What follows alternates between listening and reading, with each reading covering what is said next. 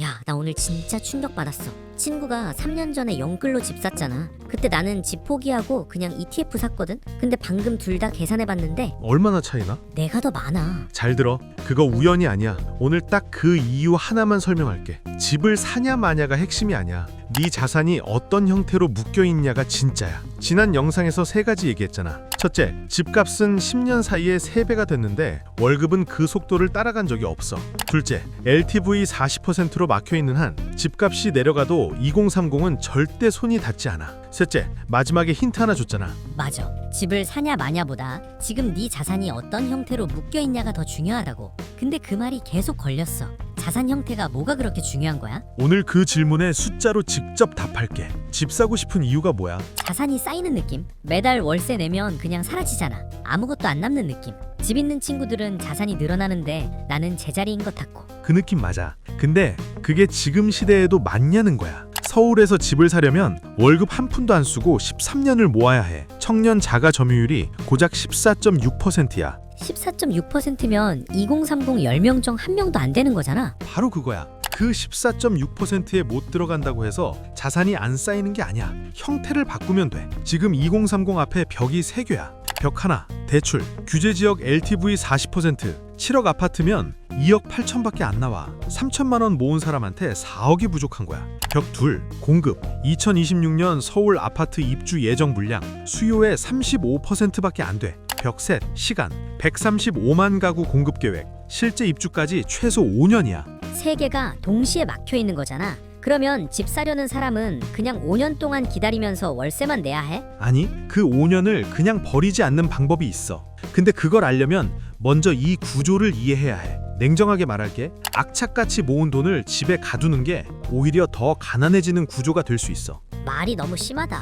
집 사면 자산이잖아. 부모님은 집 한 채로 노후 폈잖아. 부모 세대 얘기 맞아. 근데 지금 규칙이 달라졌어. 지금 이 상황에서 집에 자산을 묶으면 어떤 일이 벌어지는지 200년 전에 이미 답이 나와 있어. 200년 전? 잘 들어. 1789년 프랑스 혁명 직전이야. 당시 프랑스 귀족들은 자산의 대부분을 토지, 즉 부동산에 묶어놓고 있었어. 귀족이면 부자 아니야? 뭐가 문제야? 혁명이 터졌어. 토지는 전두 국유화되거나 몰수됐어. 아무리 넓은 땅을 가지고 있어도 하루아침에 종이 조각이 된 거야. 그럼 다 망한 거야? 아니, 살아남은 귀족들이 있었어. 뭘 가지고 있었는지 알아? 뭘 가지고 있었는데? 금이랑 채권이랑 해외 자산, 즉 언제든 꺼낼 수 있는 이동성 자산, 땅처럼 묶이지 않는 자산.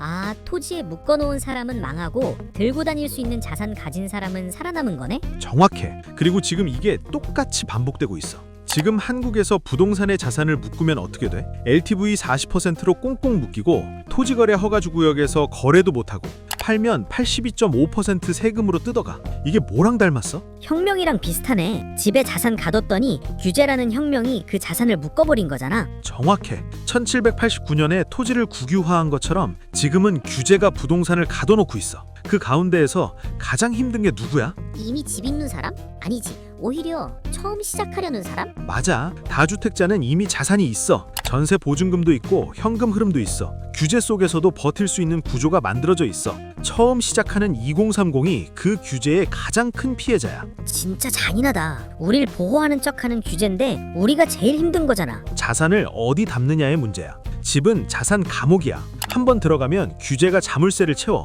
꺼내려면 세금 내고 허가받고 몇 년을 기다려야 해. ETF는 자산 가방이야. 들고 다닐 수 있고 꺼낼 수 있고 위기 때 피할 수 있어.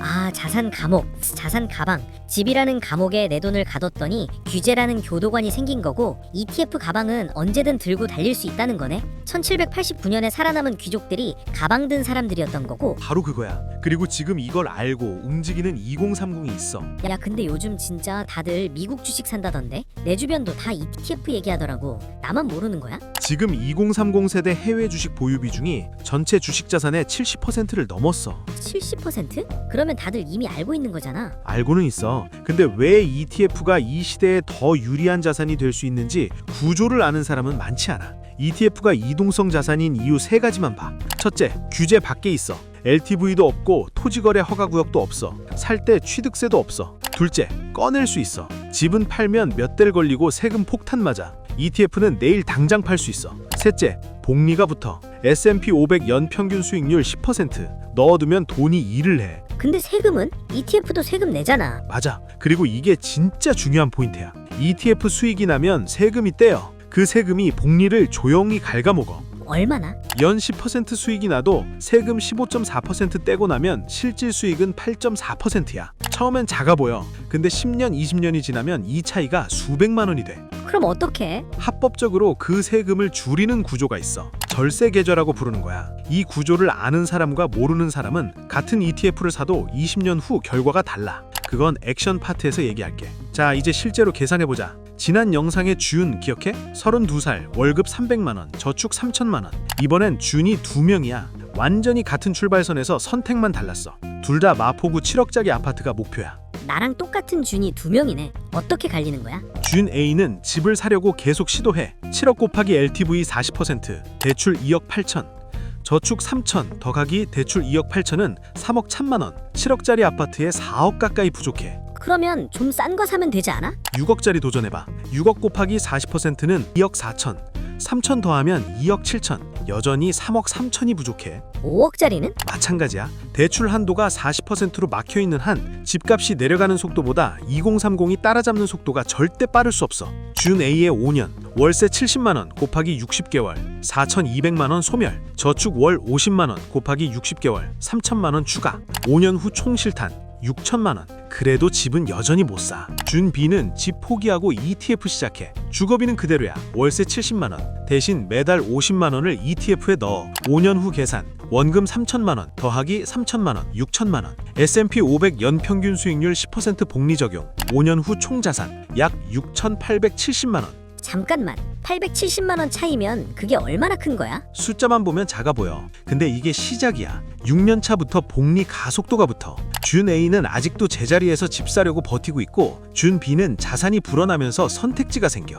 선택지? 집값이 조정되는 타이밍에 실탄이 있는 사람만 살 수 있어. 준 A는 그 타이밍에도 돈이 없고, 준 B는 그 타이밍에 움직일 수 있어. 그럼 준 B가 이기는 거잖아. 근데 진짜 그게 가능해? 조건이 하나 있어. ETF는 팔지 않아야 해. 하락장에서 공포에 팔면 끝이야. 그게 말이 쉽지. 떨어지면 무서워서 팔고 싶잖아. 2020년 3월 코로나 폭락 때 기억해? S&P 500이 한 달 만에 34% 떨어졌어. 그때 공포에 팔아버린 사람들 2년 뒤 얼마나 올랐는지 알아? 얼마나 올랐는데? 폭락 저점 대비 100% 이상 회복했어. 팔지 않고 버틴 사람은 2배가 됐고, 공포에 판 사람은 그 수익을 영원히 가져가지 못했어. 그러면 버텨야 하는 이유를 알아야 버틸 수 있는 거네? 그냥 무작정 버티는 게 아니라. 정확해. 구조를 아는 사람은 하락장이 와도 흔들리지 않아. 왜 오르는지 알고 왜 다시 오를지 알면 공포에 팔 이유가 없거든.